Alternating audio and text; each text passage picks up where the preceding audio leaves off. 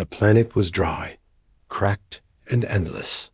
Sandstorms had buried the old wreckage, and the sun above burned like fire. Evan stumbled forward, his boots heavy with dust, his breathing slow and tired.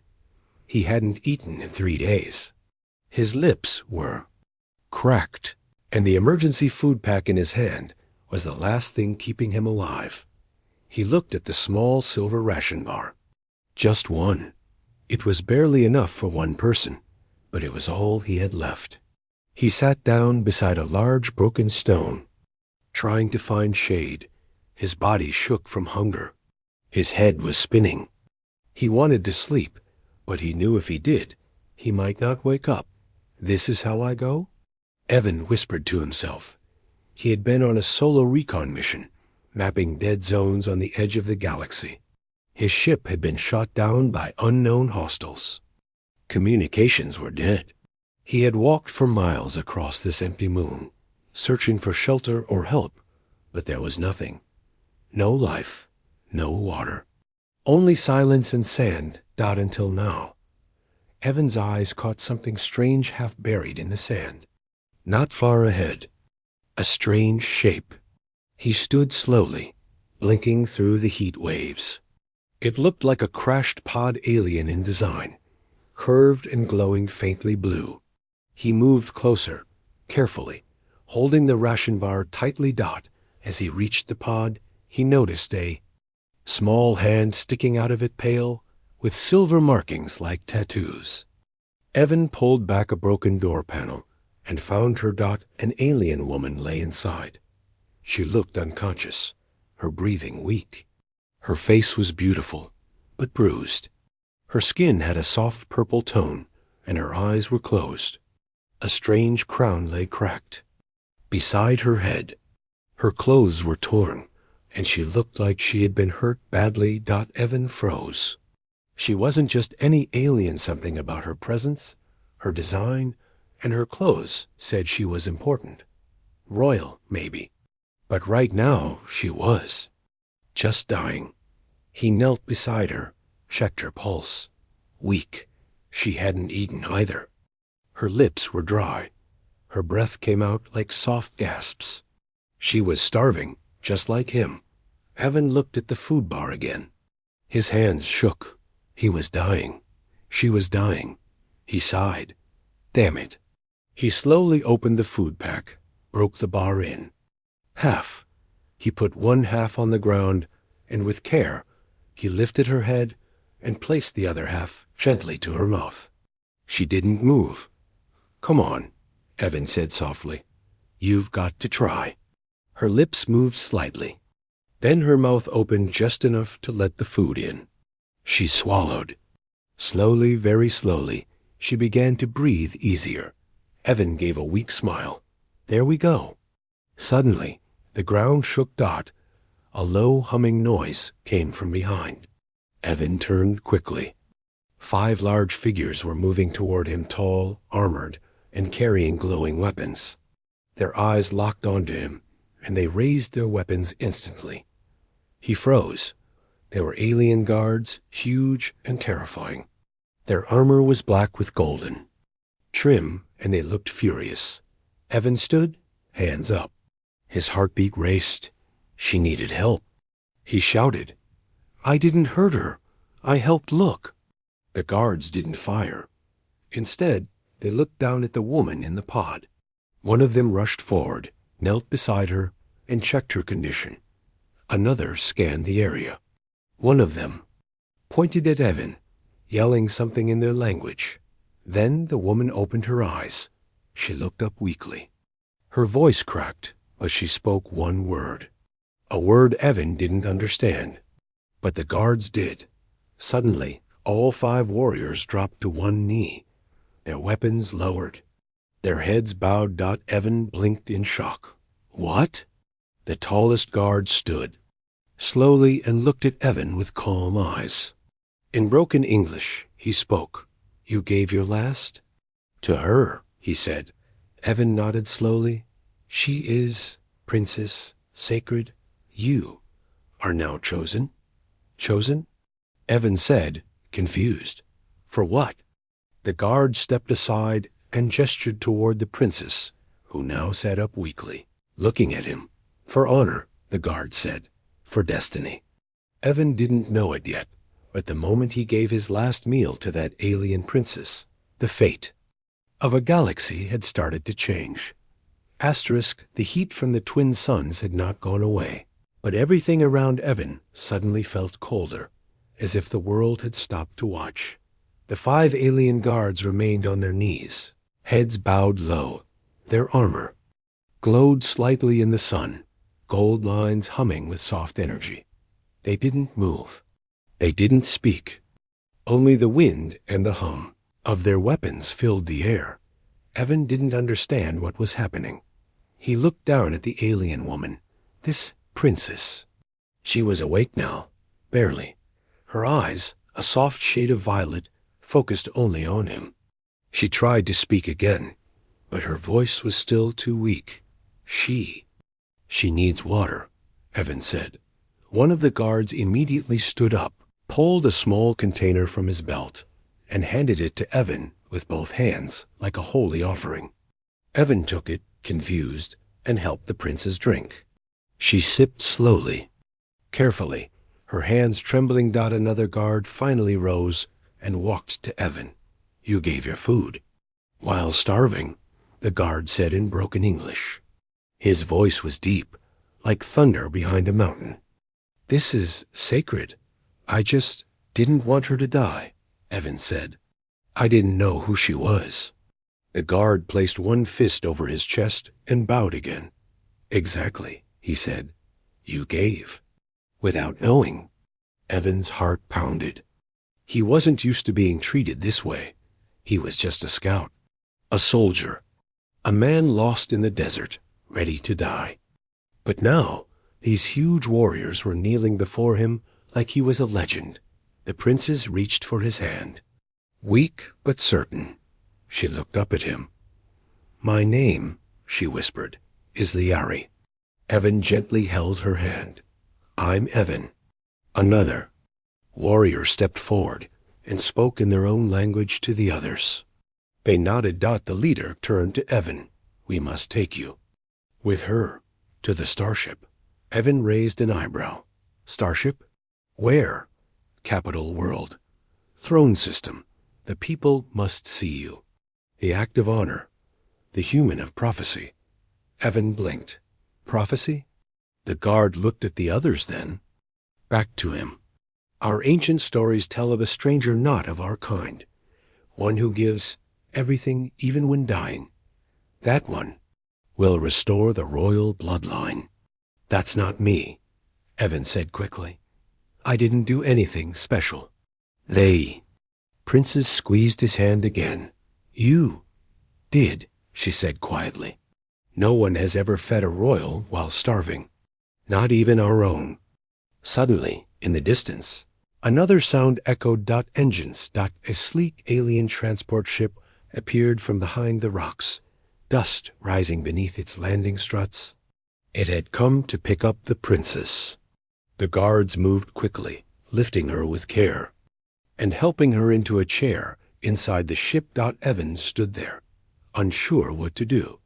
His own ship was gone. His home was light years away. Then one of the guards walked back toward him and bowed again. You come, he said, by her word, by honor, by fate. Evan slowly nodded. All right, I'll go. He stepped into the alien ship. Inside the transport, everything was quiet and clean. The walls glowed with soft light. Alien symbols moved across the panels. The air smelled of strange oils and metal. The princess sat in a medical pod, being healed slowly. Her color returned little by little. Her eyes never left Evan. One of the guards gave Evan a seat and nodded respectfully. Rest, he said. Your place is beside her. Evan sat, still confused, still tired. But something inside him had changed. He wasn't just surviving anymore. He was part of something bigger, something important. As the ship lifted into the sky, Evan looked out the window. The desert below grew smaller, disappearing into dust and heat. He had entered the desert with nothing, no food, no water, no hope.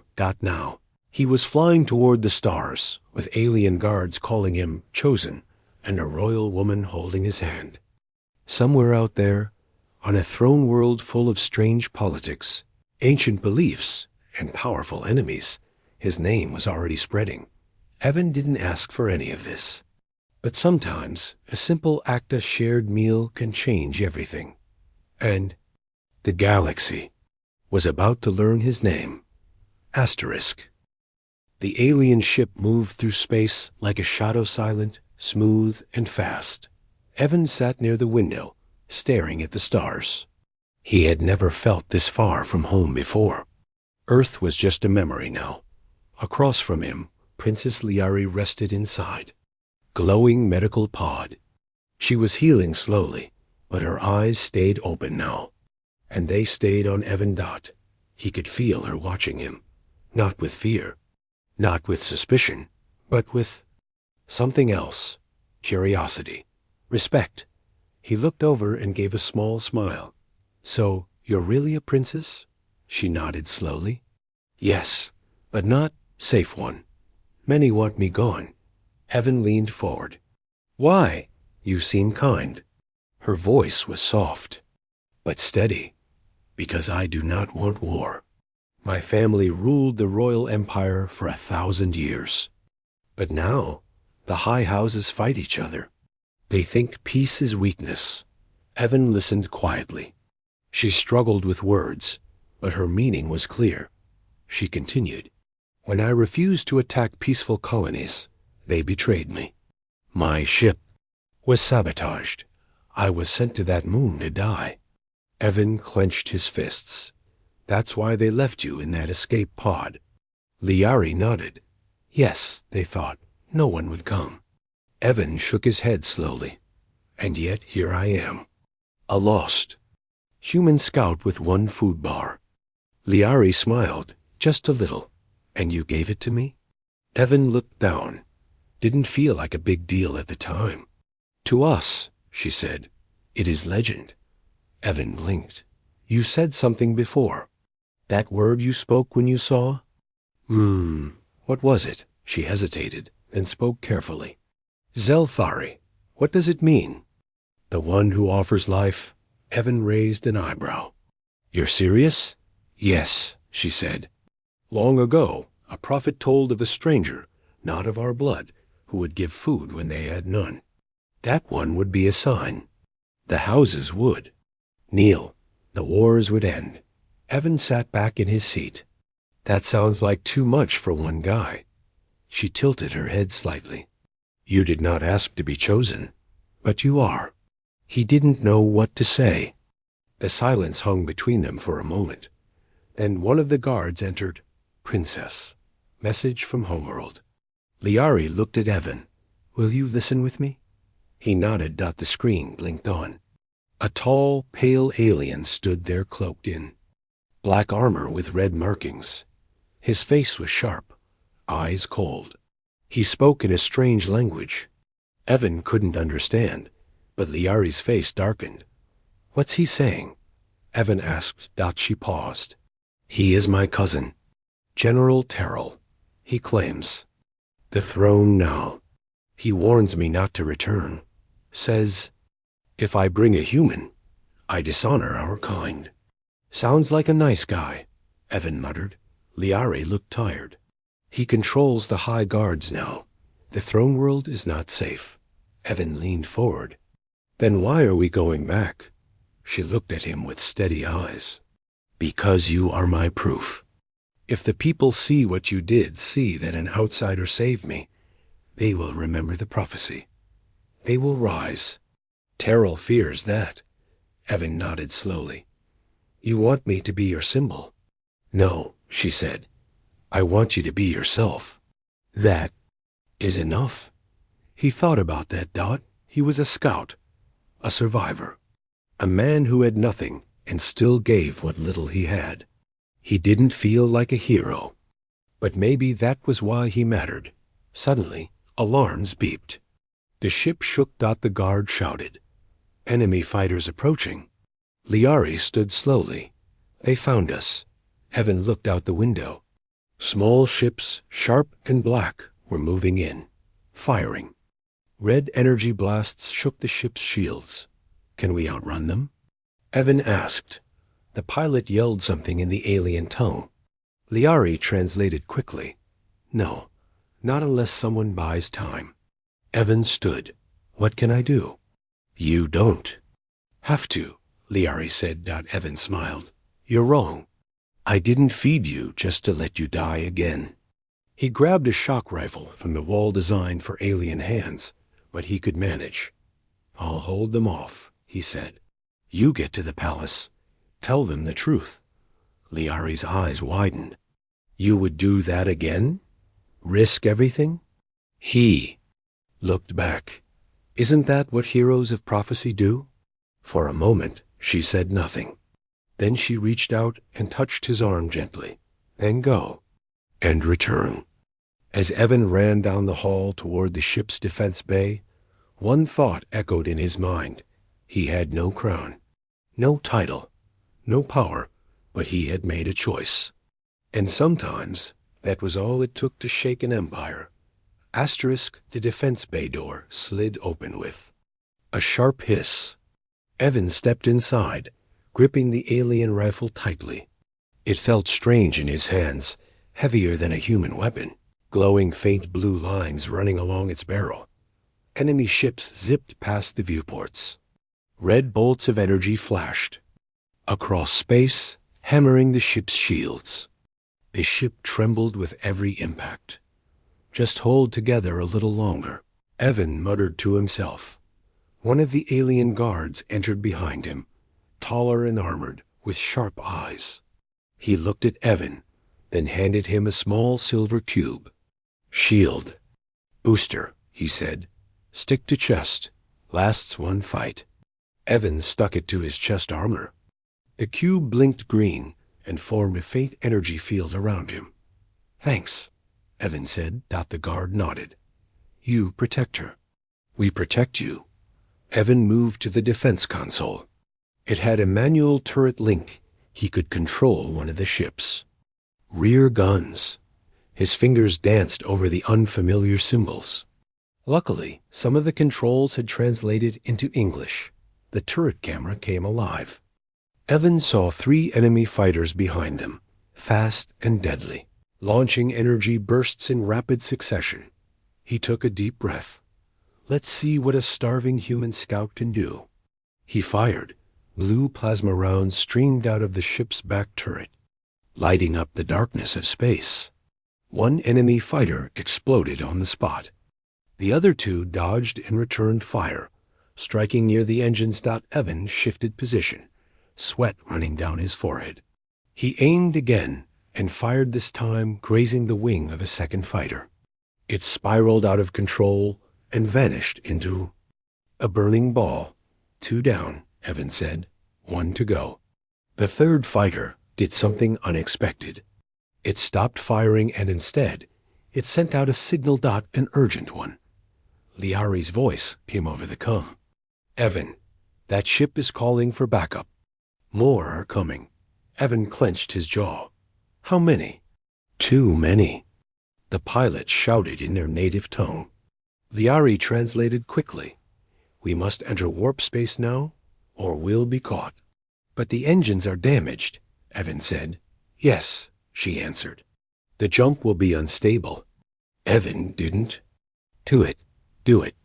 The pilot activated the warp drive. Evan grabbed the edge of the turret control. Light exploded around them. The stars stretched and twisted as the ship lurched forward into a shimmering blue tunnel. Evan's stomach turned, and for a few seconds, everything became light and noise. Then dash silence. Warp space. Evan collapsed into the seat, breathing hard. He looked at the status screen. The last fighter was gone. The ship was damaged but flying.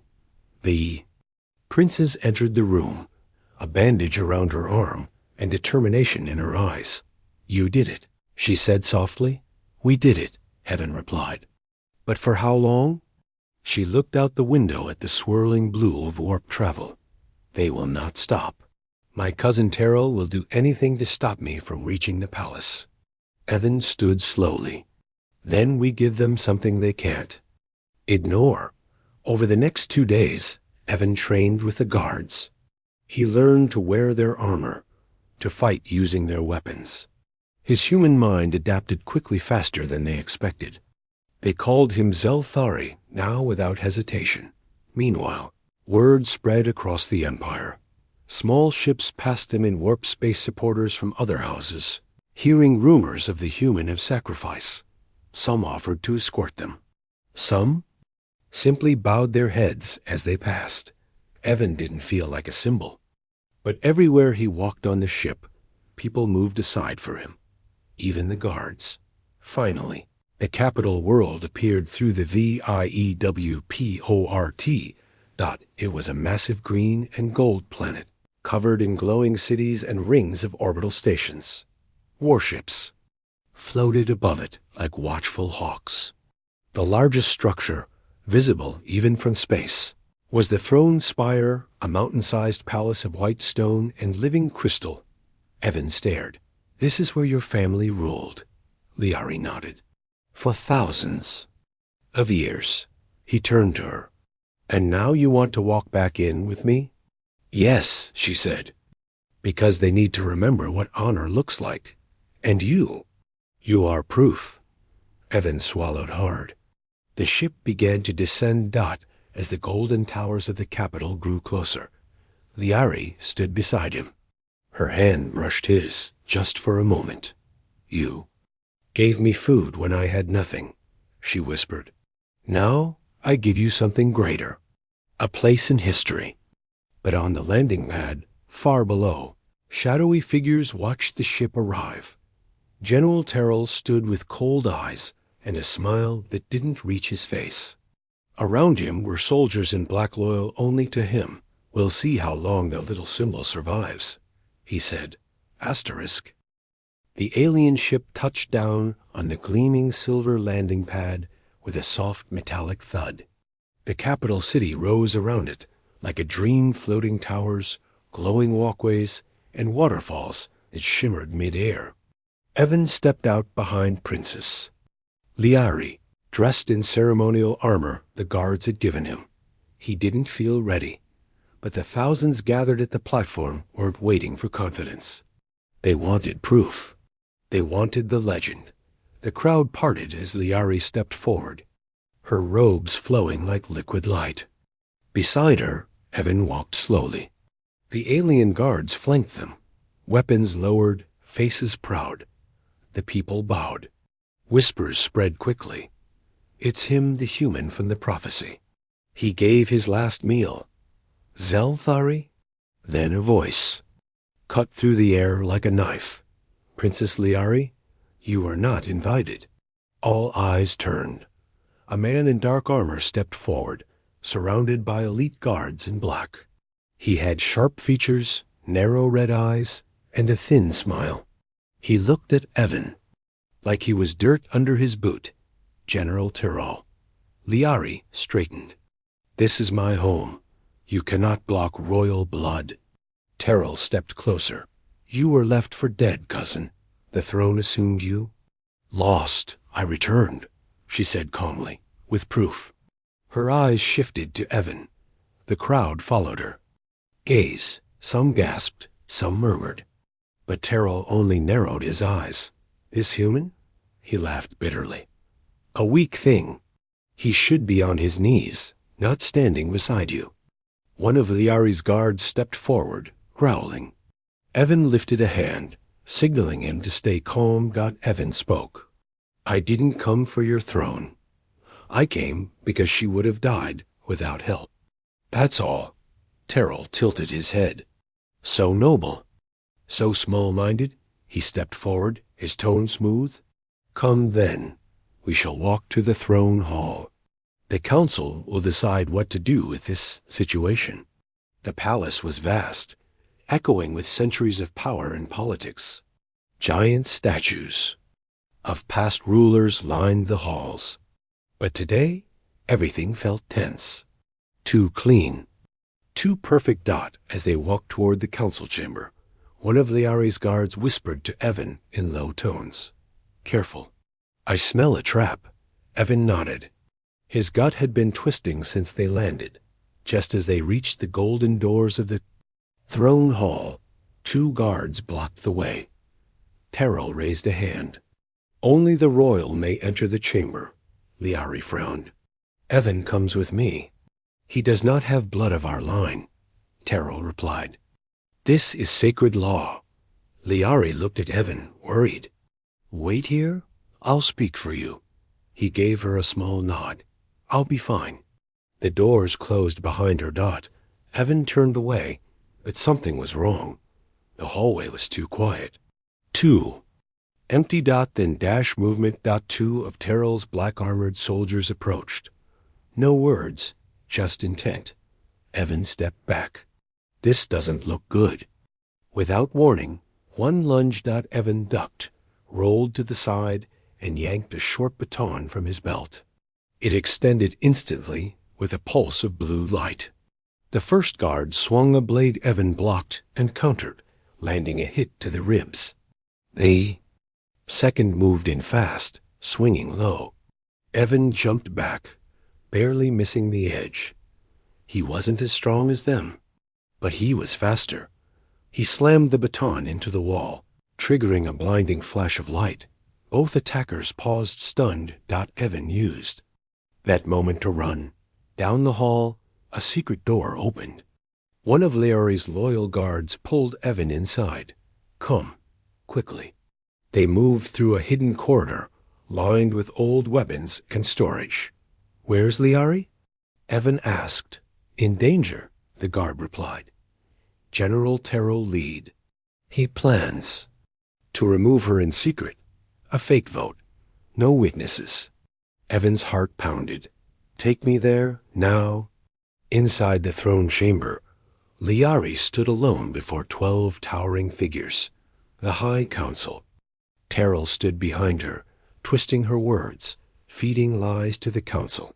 She was saved by an outsider, he said. Her mind is unwell. This prophecy is nonsense, the council murmured. Doubts spread. Then the doors slammed open. Evan entered, bruised and breathless, his armor dented, his eyes full of fire. I gave her my last meal, he said loudly. Not because of a prophecy, because she needed it, because it was right. Silence. Terrell snapped. He was forbidden's. But one counselor rose. Let him speak. Evan stepped beside Liari. If you want a symbol, I don't care. If you want a puppet, I won't play. But if you want truth, then hear it. She deserves the throne, not because she's royal, but because she's the only one here who remembers compassion. The chamber went quiet again. Then one elder stood, then another, and another. 6 of the 12 bowed their heads. Terrell's face twisted. With rage, he reached for his blade, but this time Liari moved first. In one sharp motion, she disarmed him. Her eyes were cold. Your time is over, cousin. The guards took Terrell away. Evan stood by her side, still breathing hard. You just saved my life again, Liari whispered. And you're still not done saving the galaxy, he replied.